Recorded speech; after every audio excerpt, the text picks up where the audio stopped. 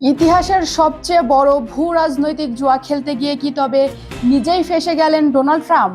পরাশক্তি আমেরিকার operation epic Fury কি তবে তেহরানের মাটির নিচে এসে মুখ থুবড়ে পড়ল?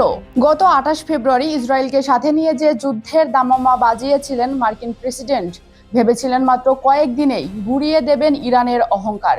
কিন্তু যুদ্ধের ঠিক 3 মাস পর আজ ওয়াশিংটনের পেন্টাগন থেকে শুরু করে হোয়াইট হাউসের নীতি নির্ধারকদের কপালে চিন্তার ভাঁজ।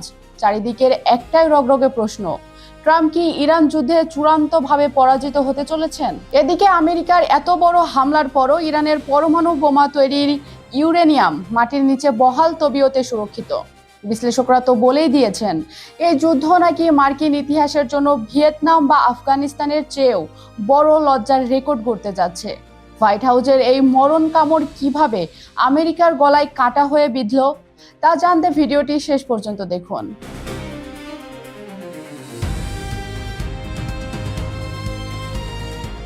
মার্কিন প্রেসিডেন্ট ডোনাল্ড ট্রাম্প ইরানের বিরুদ্ধে সামরিক ক্ষেত্রে একের পর এক সাফল্য পেয়ে থাকতে পারেন, কিন্তু ইসলামিক প্রজাতন্ত্রটির বিরুদ্ধে যুদ্ধ ঘোষণার 3 মাস পর এখন ওয়াশিংটনের নীতি নির্ধারকদের মনে একটি বড় প্রশ্ন দেখা দিয়েছে। ট্রাম্প কি শেষ পর্যন্ত এই যুদ্ধে হেরে যাচ্ছেন? হরমুজ প্রণালীতে ইরানের শক্তিশালী নিয়ন্ত্রণ, পারমাণবিক কর্মসূচি নিয়ে তেহরানের অনমনীয় মনোভাব এবং দেশটির থিওক্রেটিক বা ধর্মীয় সরকারের টিকে থাকা, সব মিলে ট্রাম্পের যুদ্ধ জয়ের দাবি এখন বড় ধরনের প্রশ্নের মুখে পড়েছে। বিশ্লেষকদের মতে মার্কিন সামরিক বাহিনীর কৌশলগত বিজয়গুলোকে ট্রাম্প একটি স্থায়ী ভূ রাজনৈতিক জয়ে রূপান্তর করতে পারবেন কিনা তা নিয়ে তীব্র সংশয় তৈরি হয়েছে। গত 28 ফেব্রুয়ারি ইসরায়েলের সাথে যৌথভাবে এই যুদ্ধ শুরু করার সময় ট্রাম্প প্রশাসন ভেবেছিল এটি একটি সংক্ষিপ্ত এবং সহজ অভিযান হবে। শুরুর দিকে মার্কিন বিমান হামলায় ইরানের ব্যালিস্টিক ক্ষেপণাস্ত্রের বড় অংশ ধ্বংস হয়, নৌবাহিনীর ব্যাপক ক্ষতি হয় এবং বেশ কয়েকজন শীর্ষ নেতা নিহত হন। হোয়াইট হাউসের মুখপাত্র অলিভিয়া ওয়েলস দাবি করেছেন যে অপারেশন এপিক ফিউরির মাধ্যমে মার্কিন যুক্তরাষ্ট্র তার সমস্ত সামরিক লক্ষ্য অর্জন বা অতিক্রম করেছে। তবে বিশ্লেষকরা ভিন্ন কথা বলছেন। সাবেক মধ্যপ্রাচ্য পরিকল্পনাকারী অ্যারন ডেভিড মিলারের মতে, যে যুদ্ধটি ট্রাম্পের জন্য একটি স্বল্পমেয়াদী সহজ জয় হিসেবে ডিজাইন করা হয়েছিল তা এখন দীর্ঘমেয়াদী কৌশলগত ব্যর্থতায় রূপ নিচ্ছে। ট্রাম্প নিজে পরাজয় বা লুজার শব্দটির প্রতি অত্যন্ত সংবেদনশীল হলেও বর্তমান পরিস্থিতি তাকে একটি বড় সংকটে ফেলে দিয়েছে।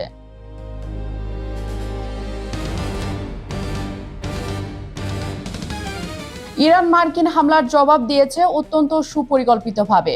তারা বিশ্বের তেল ও গ্যাস সরবরাহের অন্যতম প্রধান রুট হরমুজ প্রণালী অবরুদ্ধ করে দিয়েছে। এই অর্থনৈতিক ধাক্কা ট্রাম্পের অভ্যন্তরীণ জনপ্রিয়তায় বড় ধস নামিয়েছে। বিশেষ করে আগামী নভেম্বরের মধ্যবর্তী নির্বাচনের আগে এই যুদ্ধ ট্রাম্পের রিপাবলিকান পার্টির জন্য বড় বিপদের কারণ হয়ে দাঁড়িয়েছে, যেখানে কংগ্রেস নিয়ন্ত্রণ ধরে রাখাই এখন তাদের জন্য কঠিন হয়ে পড়েছে। 6 সপ্তাহেরও বেশি সময় ধরে যুদ্ধবিরতি চললেও ট্রাম্প কোনো স্থায়ী সমাধানে পৌঁছাতে পারেননি।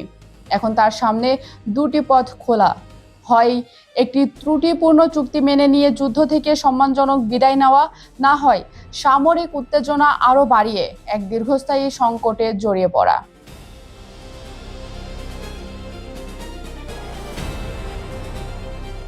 ট্রাম্পের এই যুদ্ধের প্রধানতম উদ্দেশ্য ছিল ইরানের পারমাণবিক কর্মসূচি সম্পূর্ণ বন্ধ করা এবং তাদের পারমাণবিক অস্ত্রের পথ রুদ্ধ করা।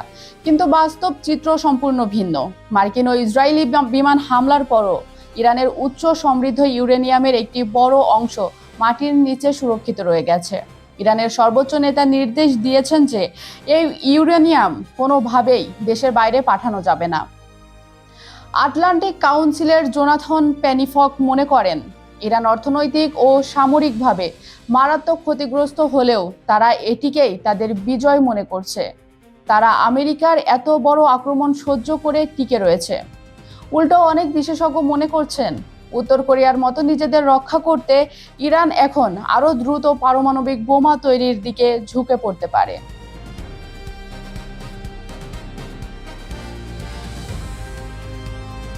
যুদ্ধের 3 মাস পরও ইরানকে তার আঞ্চলিক প্রক্সি গ্রুপগুলোকেও অর্থ ও অস্ত্র সহায়তা দেওয়া থেকে বিরত রাখা যায়নি। উল্টো হামলায় পুরনো নেতারা নিহত হওয়ার পর আরো কট্টরপন্থী নতুন নেতৃত্ব তেহরানের ক্ষমতায় এসেছে। আন্তর্জাতিকভাবেও এই যুদ্ধ আমেরিকার জন্য কোনো সুসংবাদ আনেনি। প্রথাগত ইউরোপীয় বন্ধুদের সাথে আলোচনা না করেই এই যুদ্ধ শুরু করায় তাদের সাথে ওয়াশিংটনের দূরত্ব সৃষ্টি হয়েছে। অন্যদিকে চীন ও রাশিয়া এই যুদ্ধ থেকে মার্কিন সামরিক বাহিনীর সীমাবদ্ধতা এবং তাদের অস্ত্রভাণ্ডারের ঘাটতিগুলো নিবিড়ভাবে পর্যবেক্ষণ করছে।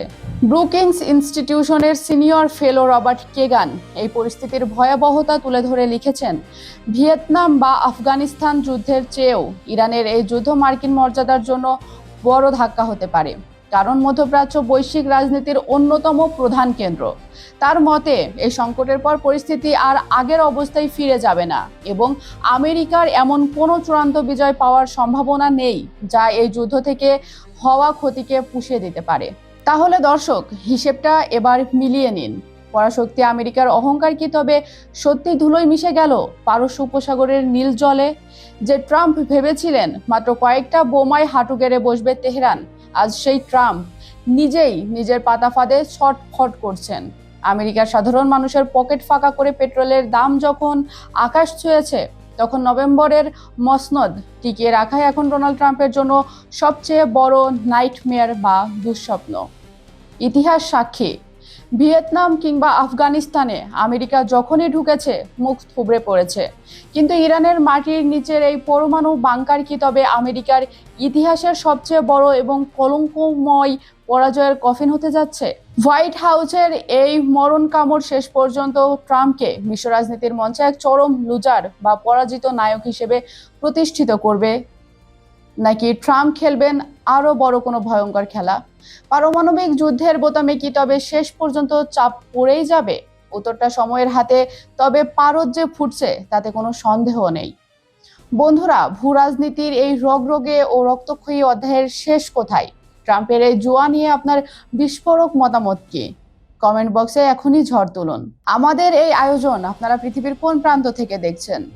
Bangladesh, Bharat, Pakistan, America, Europe, Ukraine, Brazil, Argentina, Africa, সৌদি আরব, কুয়েত নাকি দুবাই সহ মধ্যপ্রাচ্যের অন্য কোনো দেশ থেকে? আপনার মূল্যবান মতামত আমাদের কমেন্ট করে জানান। আন্তর্জাতিক রাজনীতির এমন গরম এবং পর্দার পেছনের সব এক্সক্লুসিভ খবরের আপডেট সবার আগে পেতে এখনই চ্যানেলটি সাবস্ক্রাইব করুন এবং বেল আইকনটি চেপে দিন। আর হ্যাঁ, আমাদের মাধ্যমে আপনার ব্যবসা বা ব্র্যান্ডের বিজ্ঞাপন ও প্রমোশন করতে চাইলে ডেসক্রিপশনে দেওয়া নাম্বারে আজই যোগাযোগ করুন। আজ এ পর্যন্তই। তেহরান থেকে ওয়াশিংটন, বিশ্ব রাজনীতির নতুন কোনো দাবার চাল নিয়ে খুব দ্রুতই দেখা হবে পরবর্তী ভিডিওতে। সেই পর্যন্ত সবাই ভালো থাকুন, সাবধানে থাকুন এবং চোখ রাখুন আমাদের পর্দায়। আল্লাহ হাফিজ।